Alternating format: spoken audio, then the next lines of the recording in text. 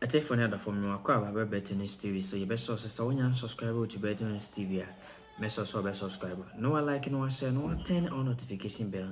Sabaya update BIB on submit me. I can make a comment section on so your audio. Mess so believe you comment in the Jimmy. Then the idea Bramo a yen and some time what damn or be I could din some money with Volta region, some part of Volta region. And simply brain akoso. Now there was a devoted soldiers be omo to call heart no more boa ama nsisi ne nneoma ekoso Volta region ono be calm and down. Na ntia anya ne say soldiers for na apake omo nneoma e free krom ho na akuja to ebusa ya. And some of the two jan say order from above no from above where a handful and yes above na omo masa order na asame si yenye aban nye hu ne buma sibre na we kakra omode ye boa no and so yes order from above so they should withdraw from the scene no monko baby for how ensem bebre ne course me pese obeka me honi akwa koti na ensem ben so na na aba na moa so de tudwa na Mugabe din nsem ni bia man pa Range Over White no na unya na de did ewai or for come honi nkoti ensem no nchewu ne ba de aka biya de so umi nkoti ene sisi honorable Samuel Kojoto abakwa vara video ya chese nam social media ya obi a ready ekoso na wo se asrafo no Ghana Armed Forces mpanifo wo mo etumi eboa sade be ya wo mo consensem wo ko anwo kire mu ewo mepe in the Northern Constituency in the Volta region of the Republic of Ghana won sem ni nyina no wo mo betimi aboa na beto odwa se wo mo hotel bills any scar wo se ye de ma wo mo sade be ya wo mo activities ni bibia wo mo ye ho no enema ebetimi akoso ye e de ama wo mo no ebeto odwa se sikabe ye 20 million a year cedis and I just say womo ediaba woma release say womo emfa emwasa a year exercise ha aposi asojafo edi e wo ho nanso no ensam no akwakoye bibi utugire nwa huntie sie se releases kano ensam honorable Samuel Okujoto Ablakwa edi etudwa no yetie bi ni nyina chese asafo kopie mo ho no ekoba se womo asan withdraw womo na samban na honorable Samuel Okujoto Ablakwa edi etudwa yenkotie no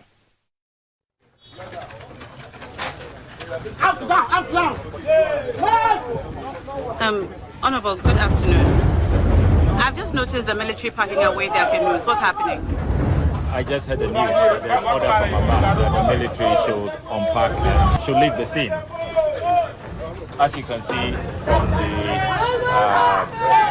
situation, the water levels have not receded. They have been helping us to cut relief items across this man-made rig. More than 1,500 people at the St. Kizito camp. So how are we going to be taking care of them? How are we going to be sending them their medicines, their relief items, when the military, who have been here and have been very, very helpful, very, very cooperative? I mean, who is doing this? There's some rumor that they are struggling to pay for the accommodation in the hotel they are using. But the question is, this is a humanitarian crisis for which government says that it has devoted so much money. Only yesterday, the VRA announced that they have put aside 20 million cedis to respond to this crisis. So where is the money? I mean, 20 million cedis dedicated for this response, and we can't pay hotel bills if what some sources are telling us is the case.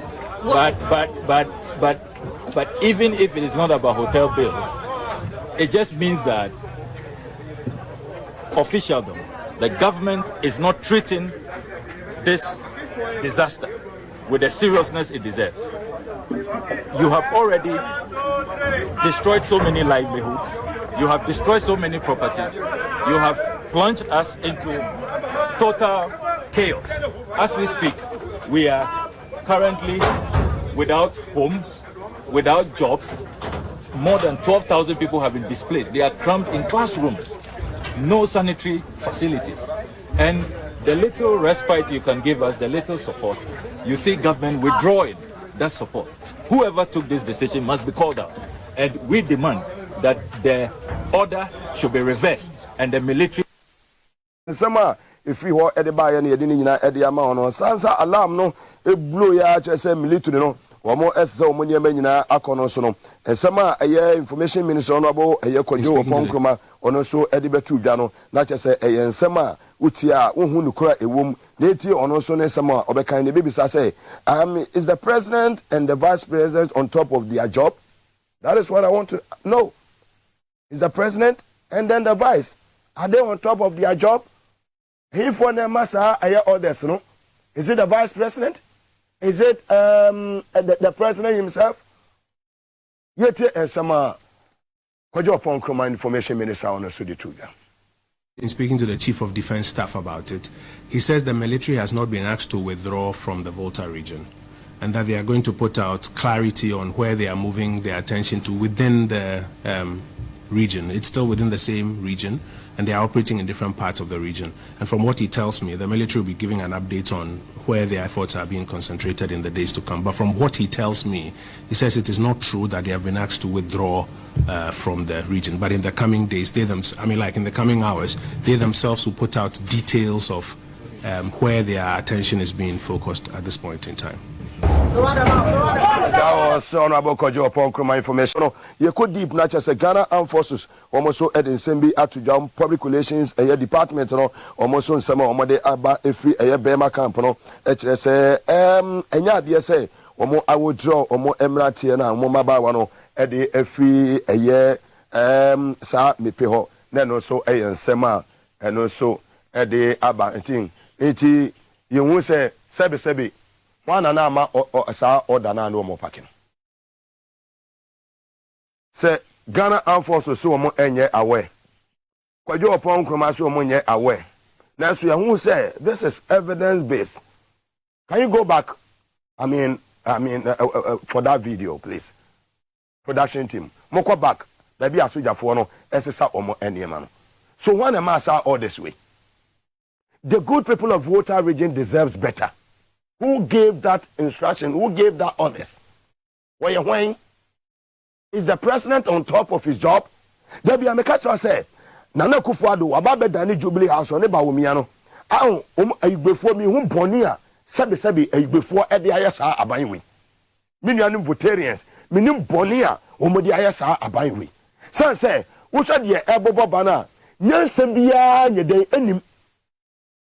Order obi na ma sa order no on sole prekopa say akoso modam no so na ye ma wo kwa kobi o before say we take that decision no na tumi bi na ta kire ne ye ma wo sa tumi ne say go ahead and do this.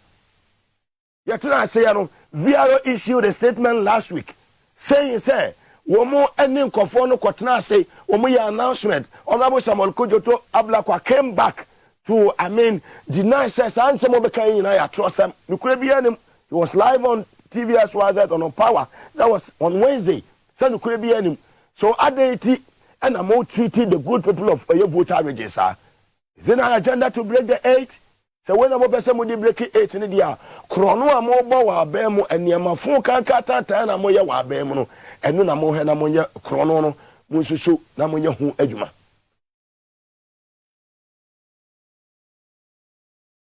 Nanado, so I'm asking. Say, yet you are the commander-in-chief of the Ghana Armed Forces. National security, or my way, you are the chairman of our security. Yet you may say, Abuabi di apapon, TMU. Yet you may say, Abuabi di apapon, aponche, be so kwa pekete wo do mama office. Ama ya bambo kura na atwa asen e ma we mu no yetimi nya bambo se ye de koma apapon aponche so kwa demonstration on the 16th. The good people of Volta region deserves better. Sa sebe useless orders no sebe orders ya nyanse bie nim sebe Jimmy orders no. Enough is enough. The good people of Volta region womo so eye nipa wucho womo ho a moja enebeba enye nsuo enebeba. Enough is enough. Enough is enough. Sa nonsense no munyai aba boni be no maye boni bai ane o maye mo na madi o mo sa abro we mo na mo ko bieye me say what a national security issue will be a voter a river authority the MD or the CEO what mean you show on one powers acquire the omokoye no yes you release 20 million Ghana cedis what is the money the international for na ho no hotel bills and this car allowance ya or some of them mo mutimi entua mo sha be maka boa ye kan ya wow say na say mu fili ye kan ya na maba out na ma say mo so madanam ho politicians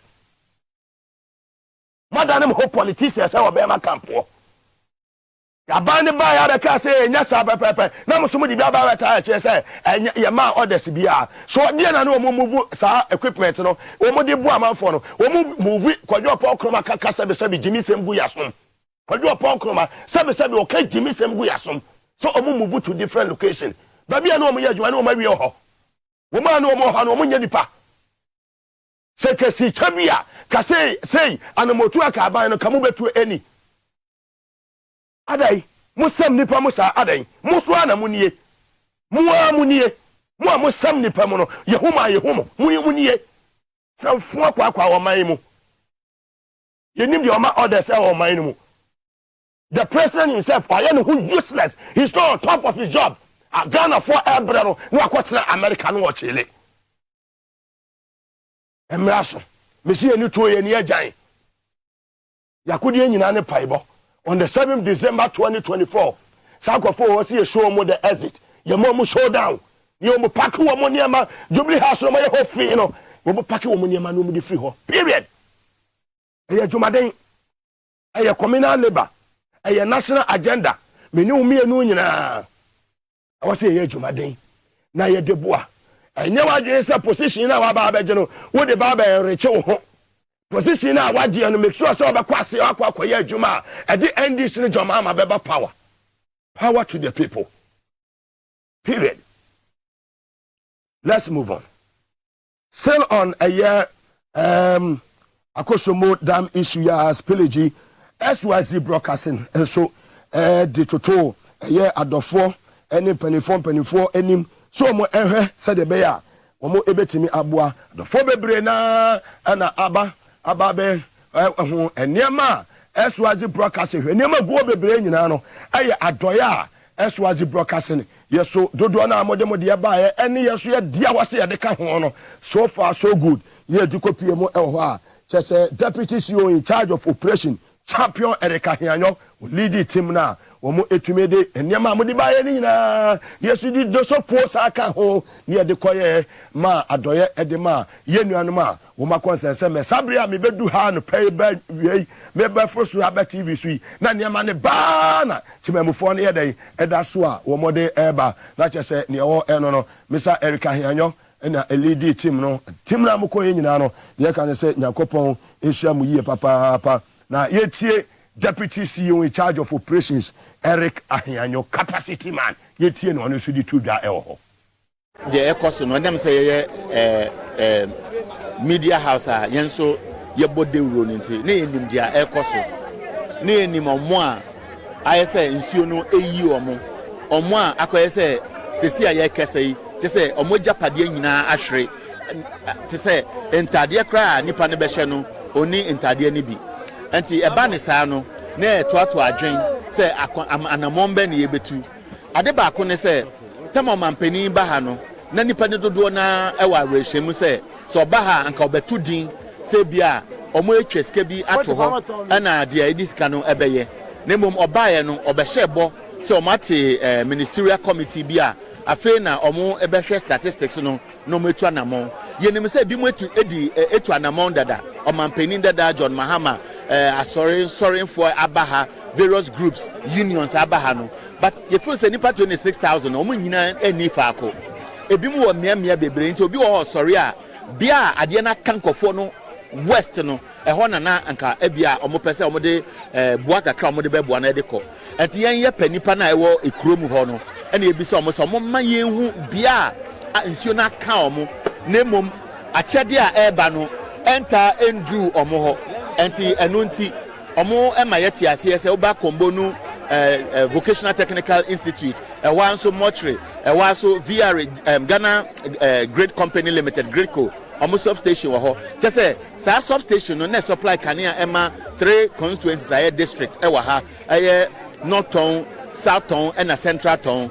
And ba ye ba ha no enya say bia ye ba kombo no na one particular community miensa enumpo ebi mu wo men kete ene de omo nyina abom enoma wo wa ha no se na maka no je say bibia ye feel say ebeka yensa na de ama omo na ye ba ye no so ye tu anamon yakwa kwohwe emiamia nsuo no asai edan a cracks abema kire say enche bia edan no ebebubu ye hu se bi mbe hia roofing sheet ebi mu be hia cement ebi nim be hia even wood board a ye di sidan se bia nsuo no che wo ho na se wood ne ye papa ebe ka se ebe ras ebe pro enti sa no mani nyina ye hyebo edwumadi ye die no amanfo e de noma eguso eba na noma no mo de ba no ya ye se ye ntumi ma we entwen enti ye di we ye di kan next weekend the ebeba no ye bepe bi foforo atonudin na ye de akohonom enti be gina XYZ broadcasting management ne directors na nan na omo a omo bebo an P work ne nipa do do a omo de ahode ebeta ye kiri no nyame be hia omo nyame be bie kwan ama omo ena ne a yetumi di ensa aka omo akoma ena no megidi so omo koda nyankopon ebebo omo sanso medimosis say ono ti ne baabi na wate se bia P work etu anama o se P work nkwa entumi ne XYZ enantesa medimosis ene an ye adwuma che ono so yi 20,000 senia P work yiye sanso ena omo mo diska be nyina de aboa no mo nkoso na mo mboa yen me de mebehu na megidi se TVXYZ dia ye behu ye no so ye de betudwa e wo TV so ene radio so wa wodi wani ebehu de ye twa no wosoro e wo mfoni no yen de ye ntwa ofom this time ye ko honom ene yakohwe ene ebetwa no mfoni na se ka wakoma bra na bet ye wadoye na yemfa emboa kakra emfa mboa. Capacity CEO, Deputy CEO in charge of operations, Sumaho Piwak 20,000, Medimosis 20,000. Usua, Fawdi Ebra, Hanobushi, or the Nedia by Akudu, or the Bois at the four. Also, what ya Fawdi Ebra? Fawdi Ebra, Chayaji, near the Ako. Into we a TV presenter. Now head here. Yeah. Dr. Kwabena Dufour FBA TV station. Some of them are Ghana for. Dr. Kwabena Dufour a leading member of the NDC. Makofani TV station, Makot National Mudin Samfon. TV station film GH1, no Mudin Samfon. Nana Bana Moan Wakokati. Pierre Akwada and Wenya 8 years. 2016 Akwada no how many years? Akwada Wenya 8 years ene. 2016 na akwada was 7 years ago me boa na akwada no how many years Joko fa akwada wanya a year 8 years and 10 years now de no kotena TV so maka nsem asem akwada na no na mo de makwa kotena TV so ye kwada nso ye fo mo enye amanyosem na obi a wo ye senior journalist e wo mem ha obi anim si de wo si di udwuma no say wo credibility yira na bana mo joma ma boni ben wayemo yenim de mo yeye in 2016 yenim de mo yeye in 2020 enso ansesa mabrabo joma ma yensa no joma hama yensa me se mo makufu ado no manage ne ho yeso ye joma hama ne ye ne ne ho me se mo makufu ado no manage ne ho yeso ye joma hama no yeso ye ne ne ho ye hu joma ma memuo ane hu na akufu ado amemuo ye hu juma joma medi ya etisanana ba na moamu de ekoso voter region nyina se munnim nyansa bia se bo ba hyehyeye bia mo de ba bua temamofo na mamu medi Ghana fo atem ense san kwada akotena TV so amomu medi joma hama atem will not allow it will happen again. Balare, talk to your boys and those around you, Nana Bana and Co, warn them.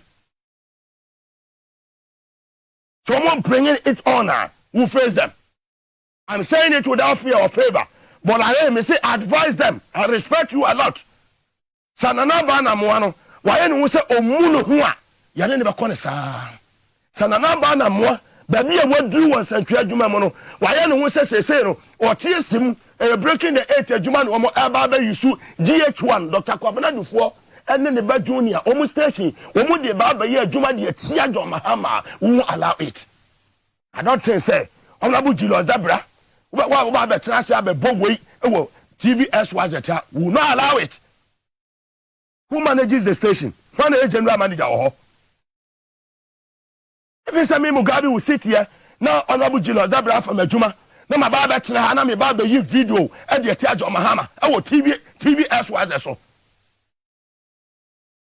say one di dum so e bai me pese mu tie ensem e ko so odi H1 ho na na ba na mo ano wati we na mo de be start mo de mo be so mo ya campaign ma ba wo me am ko join ni team no na mo nya santwe adwuma no ye nwoma o mo gege appointment e wa ba we mu Range Rover white na obi de ma o ba bi na wo hen me bisa o keke e wo hen Range Rover na wo hen mo pese en kansem na ba mo pese en kansem Range Rover no wo hen white Range Rover na e wo hen mo pese en kansem Ghana ha Range Rover na me say awai Range Rover na wo de betu social media and we be ato Range awai mo pese en kansem e ba funu mo kai ejanya ma fra Ghana ha obi anso Ghana ha and medical aka say John Mahama ye ma obi akwan so ya ponchi o so ye odwan o so ya na na ba o so ya ho ahwan o ye ma odwan bi akwan e ma ofa John Mahama enim entwitwiri fom never again. You think some form you would use one. Most people cannot eat because they have to use gas. And most people cannot most people in the hospitals, they need light to work, they need light to work with their patients. And when light is off, there's no light for the hospitals. And you associate this man with light off? Yes, because I remember when he was president, lights were kept on going off and on. How old were you then? I was at least 5 years old. And you remember? Yes, I still remember. Steven, don't you think you make a fantastic president? No. Why? Because for some people, they really like their lights, because when they're sleeping and it's very hot, they'll be able to sleep because it's hot. Okay, And also, if your phone is going low and the light goes off, so you can't charge your phone, and your gents oil is also down, so how are you going to fix it right now? Okay, and you associate this man only with electricity? Yes. With power? Yes. But he did other things. I remember the lights off, I don't want to president unless he stops me. But the lights are no longer going off, are they? So won't you rather your parents gave him a chance? Except it's still a no. Yes. For the three of you, is this man? Yes. Interesting. Okay. Who is this? Via before the Oma ye Dian any anamotu ya was a mine etu and a DNT number bedu sabria asra for wo nukura we can we na we can we date na man me basa you treated the good people of voter register yo moga me da say na me fa e free so na menchia wankasa na fei menchia etiefo a etie me enyina na wonga ehwe yen nso chia wonyina yenim se dia de bia ye kan abrabo no ene asetena no emu aye dengde nanso yemfa ye nintu nyankopon so na ye nyina ye nya adwumaden sabri ye mu bede ye nam foma ye tukwan ye ya ade nyina ye se ne be ya adwonma amanti ene o manga na nti na mofra edi ye ngachi da chinti ye se de be ya John Mama ne NDC besanga before man no na oman na fa ntama pefura nti bi chia tiefo nyina muga meda say voter region akoso modam spillage no ne susan so the outcome ene ne ewo so nyina no muga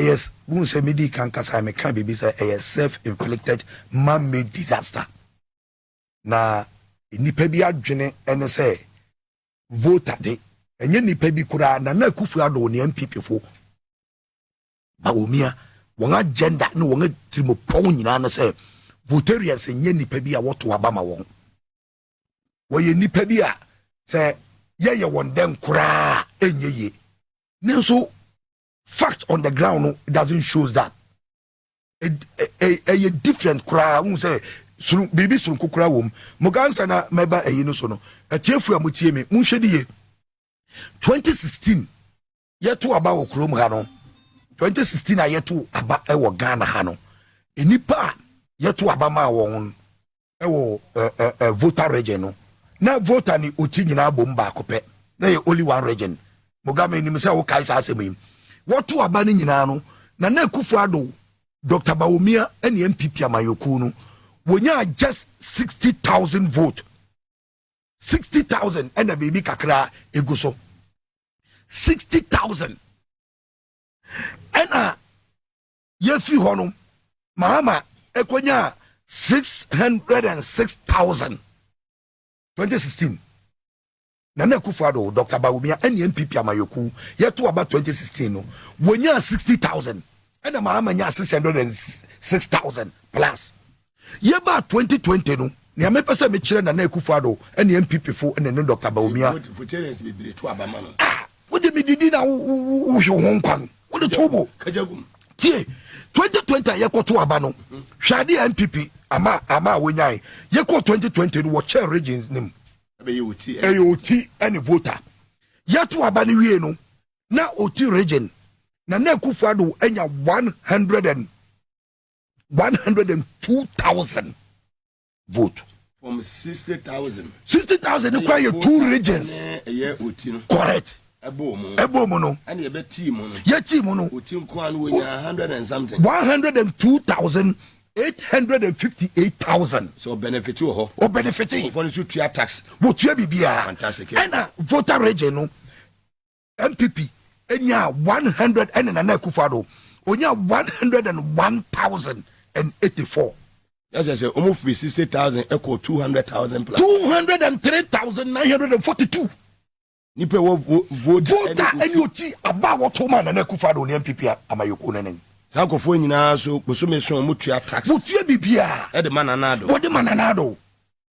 Nanado so wi ano enen MPP fo enen na mo frere se Bawumia enam say voter region the votarians into aba ma won. What is the difference? No difference about to aba within 4 years. Echo to Abama MPP and then the Akufo Addo ne Bawumia no over 143,000. 143,000 to a year 203. Yes, 203,000 from 60,000. 143,000 difference. I also more appreciate more than a year. More than 100%. Just more than this if we vote a year Santa region. And the second round, I'll tell you, voter. And this if we increase a Santa region, now they are compare. Say here for and to Obama MPP for. Now we are no far to the body who say these people doesn't vote for us, so we want to destroy them. And no me ma example be say o man pani bi tina Ghana no wo fra wi asia fa na mu a o yo tirimodinfo a wo fra ne Hitler Adolf Hitler o ye na dwene so obetori Israel fu nyina ase. That is the mentality. Inti ato de bi no the gas oven si ho and no the Israel for about 6 million and the ko share mu se mu nko de mu nko gware obi obewura mu bi owu o ma out biem. That mentality no e Akufo Addo compared to Addo, Akufo Addo, Bawumia, and MPP amayoku compared to Adolf Hitler, there's no difference. Nebuchadnezzar, this on the only do baby in Yamane Dangabuya. Omane Dangabuya kodem muram kowi mura. Idi Amin. Owi ni panam. Ali Bongo. Do baby no come media should make noise. You are telling us say even 2024 election I able to win only Jane Mensa Aduku Jane Mensa otina na nemu class 5 uja benim aya onwa James Atila, ni classmate ya mumi sa on. James Atila o repeat wo class 5. Mo nyina bon. We nyina we aba be electoral commissioner. We electoral commissioner. Ebusua kajagum. Jema me kasam chiro. James attitude ni character. And ni bibia o kan Bible. Only Jezebel difference bi anim. Woni hwan? Jezebel. Na Jezebel me say only the difference bi anim tie. Share the Jezebel ye o Bible. Jezebel no to me hwe ni kunu. And o ka kire Ahab say to me na wo pe no. Me Jezebel me bo mode ya say won sa be ka say to me no. E mo kwai e no kokum na abat. E ko je ni bebeturo e no de man ni kunu. And then Yankopon says, son says, Adi, what chim election I had to about Ghana, no watching chimensa, to be a changing result is 6 and 7 times. No, what to me in your percentage, I was also 100%. Now they are moving. So at appropriate time, I'll pay you, I'll repay you. Jezebel, yes, I didn't mean some catch Jezebel. I said in your way, and also in Nkrumah bury one nam. In Nkrumah bury one nam. Ampeni ampa Bible assemble mu e man Nkrumah read Jezebel now. Yes, it's the word of God. Mugabe, iti maame na de oya no ne lifestyle ne bibia we compare it to Jezebel. Difference bi anim. Na so tue da ho e ma Jezebel wo Bible mu na ne sakai no. So one sakra na adwuna the same thing will befall on her. Eni bia ni abreu. Omanga yetimet adofodum sometimes ye bahane ye ba be kasa and just obi en ho ateno hwe Mugabe e obi so obedi the 2 times a day even once well to do people edi pa o ye adwuma wo bank no to be chane yere ne ma what to me aba be collapse bank no e mo nipa de tifie mami anan ko sori okoton wa che ne dokono any ade wo bank wo no wegu na adwuma wegu bank ni ntuma me ntumi ton ade biem eno so do de hwe ne yere ne ma ana ne kunu obi sika kem besi sabri the only president who we are seeing the government MPP government the whole world COVID this year even United Nations World Health Organization ya de nyina declare say COVID ni ho biem na na kufa do da so je tax. I will cover them. Pandemic. I mean, why? Now to be quite forward and for our Nigeria. I have Benedict Peters. No, about set it up. No, about set it up for airport. No, be by no testing. No, $150. 150,000. To my be 9 no move outside there ba sika munya nyina no over $130 million. Mugabe we na we $7 million ma Ghana and na ya kan mu kwai na mu kobue offshore account na mu di sika na kogum and na mafro lopre na makwakoche na me betu omuka na yebisa mo a yebisa national security o se minim yebisa health minister o se minim yebisa we o se minim yebisa what kind of wa onko for wa aka o vote region untumi mo na nipa ho a kire no no makwa bue dam iti Mugabe iti yeni engineers wo oh we have iti sa professor minim hwe professor Maye say the Maye say no woni ho iti suni rise no me ameti yi mi suan sa di we nyende say akoso modam a rise here ni minimum e 248 na daily graphic e publish every day ni maximum e 278 yenim sadi we did daw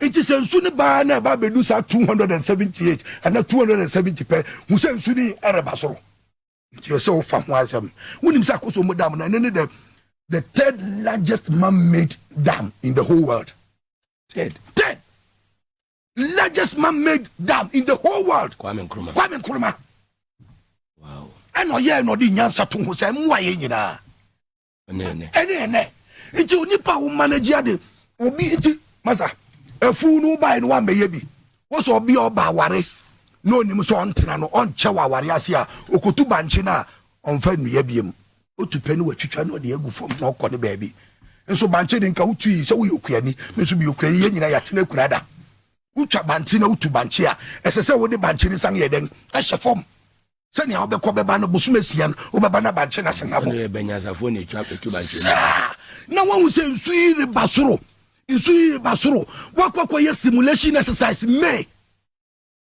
May 11th May 2023 kwa ya ka kire wo se case sa asem ni sia atoyere nchem tomu a mutumi kwaye ne se wo ye simulation exercise ni wie ni po na wo ja hokoi na wo awunim se nsu no so increase dam ne kwa na ekosoro dam ne kwa na ekosoro dam ne kwa it will fee 250 now ko 260 no 265 no we hu 217 we hu 272 no we hu akwa ko do 276 and so now say me spillage now spilling sunu in kakra from 15 September we ye na fa die je wo nsam na fa sunu to na fie akiri ba do e na ko bue no ba wo se ni pe wa se ni wo mu wa ayi mo friend den okoto de na boje wonye nipa na wo wie na ne ade hwe mame ka sam kire o sa de to ani a say national a natural disaster. We a natural disaster.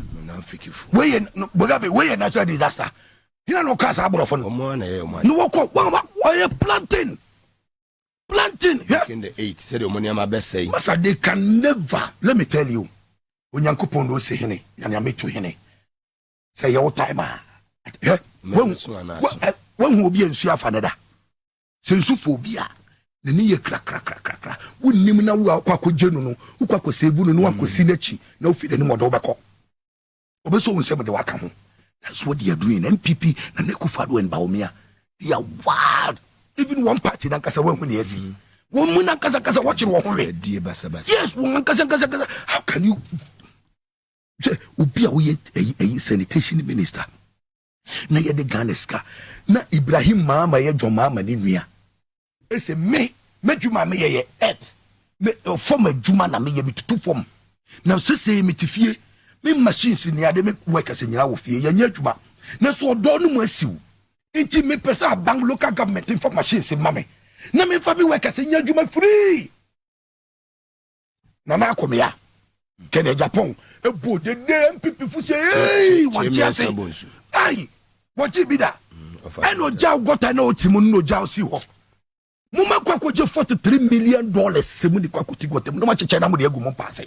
and na me no ka say presidential staff and kasa ni $2 million ayira odubika because of CCR da paase binti voter region for bre na ni bre and also bampene ko now instead of you to empathize with them look at what you sako cancer for kwa jina what they will sabe nkum me pa de media ya me ka me se me sabe nkum de me ma me no kan o se sabe nkum de ehunni obi di kasa kire wa no obi di ye obaba ya mema wo ye mo show meme how Mugabe if say yenya gold watch yenya gold ringer e yensa benkum ne ye de hye ntie no de mu podi mu ma ye fa to nchen na ne ye yawo ne se obi a ne ye ma hyehye ne nsu na tu aguso no e na wo kwakọ gina wo no wa fase kan na wo twetwetwa nso no num that's what Nkrumah did uko empty handed you went to voter region mepe asase so a wan koye hwe wa fa hwe yanko na dumone o holu kura no wodiska mattress 5 eni part of yiranchama to won na nsu ayiri won eni pa over 12,000 when him say move from Germany and another metie won assembly man o say na dumo aba hot 3 times bia wo bebe bia wo de won sa pan and eba ho nothing na shadia mahama etumi akari NDC fukura ni power etumi akwa won 15 billion cedis 15 billion it is canon 15 billion 1.5 million 15 billion NDC shadia mahama to egutre na so dia ko onwie yo SYZ individual na mampeni efe no so akwa form ministerial committee look at these people but soldier fonso ho ye adwuma afese sesa ne mako na woni me ne osoje ni dia so who is in charge osoje ni dia ko ye operation a onim say operation bi o allowance o baby da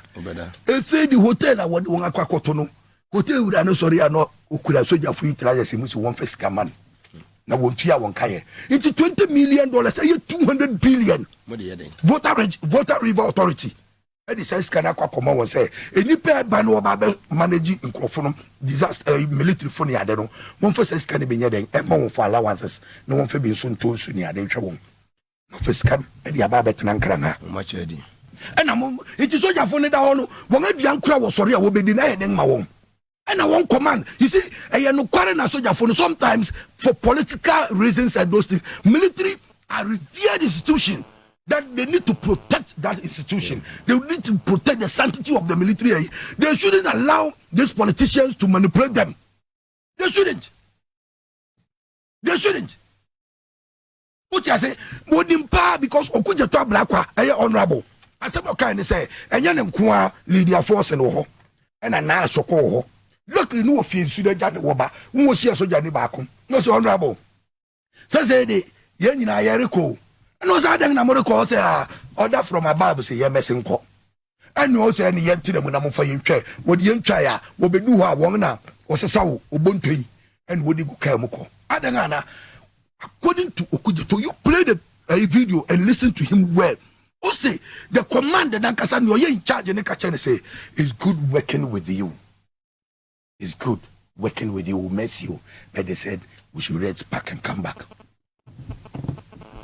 Okujato nyabo for that. No. Onu we no so here any checks.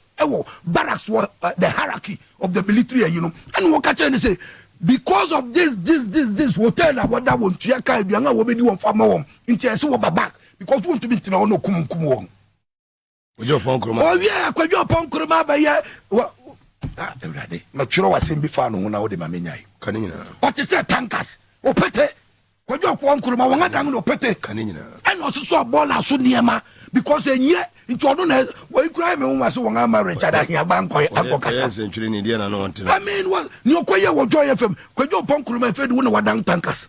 And now clean this mess we. Tie Ojo Oppong Nkrumah say mo kan say won afi wo de kwa another place. Me place no kan na bato. Obi onim bato bia ufi aveyime. Now rekwa ubesi bato ufi bato na ko mepe from bato to mepe. It's just about a kilometer. It's a walking distance. Have you that place? My brother, my cody work plan for 3 totoni ade wo hosa my brother. It's my former boss Nifi Nkrumah. And if you want, na so the boat to river mepa. What the other say ka ufa boat ayi no so. So what the boat to them. Add boat motor no boy chi. It's what the other say what the fence so say. Just say your boat to now. What 3 minutes obedu bato. 3 minutes. Enya no kure. Ojo Oppong Nkrumah be kan. Anything that me say won adan ne water. Opet3 kakasi. Opet3. Dia nwane na mo. Aya. You see the whole thing. Me pese me kachire na nekufado e Ghana ni bia say. Mumma ye fa ya no ntum sade we nti. NDC MPs. NDC mpanimfo, chairman and the secretary and MPs ato forcing my minority leader and won ka ho nyina as team say. Opese waka asem kire na nekufado and ba wo mi an MPP amayoku say we declare state of emergency and what this baby a disaster no idea esino mo na akoso so ti ase because mo no anything want to be nyɛ no na because waka say what him say enyo manfo timamufo radio stations television stations and the companies bi ni ade and the niema ko photo regional and ka ban na fa hwe nkoye me bua mo ka kire me aba na fa hwe nkoye na kufa do ko empty handed obi a wakɔ na asefi one ko you chop money one ma wase hwe wase a wo fufu esi won tua ne nkwan e ho no wakɔ hwe agu that is the character ya gomrai yes inti Mugabe said ya mekano you see enye so obi tan obi enye so obi mpe obi asem obi a abofra bi a so obeka ya emiri bi city TV ebisa abofra bi oye 7 years asem if you remember 7 years odi nyansa good Dr. Baumiane Nana Akufo-Addo timun asem abofra ne kan ne say obisa ne say edem na ono hu say asesa e wo current dispensation ne mu ene ade no so o wa futu bia no mu bisa no so mfa futu ma president no so futu o de betumi dia ma president they say on hwe no nye economy ni ye because woku school a kan do not what on 1 cedi no the same do not no size na reduce but what on 3 cedis.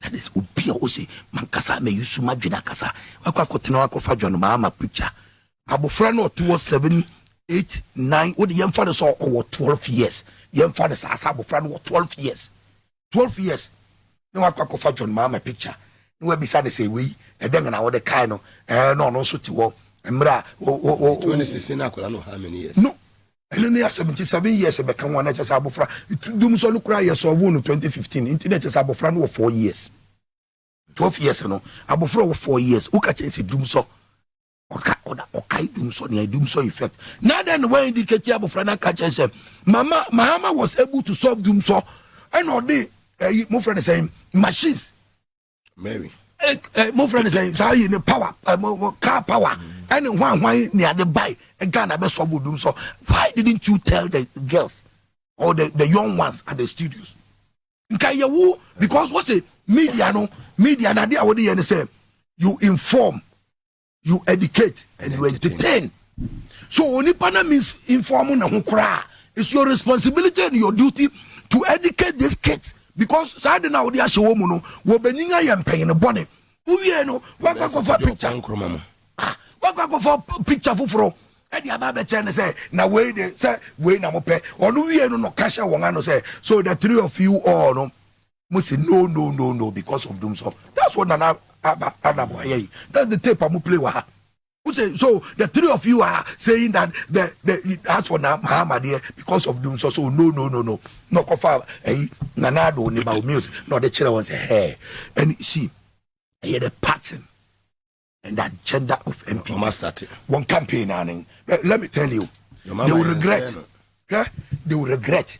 If they touch Mahama, send your 2016 1 year and they will never.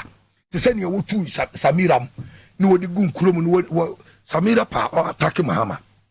Ononim phony, and an adina Nima echi, Nindia or Honina, Yedim Mugabe, winning be anymore. Oh, sir, who baby out to be done war than echi. And I will him say, Be your neighbor. Obi your neighbor, who dang no baby say warrior. No form no so did you sir.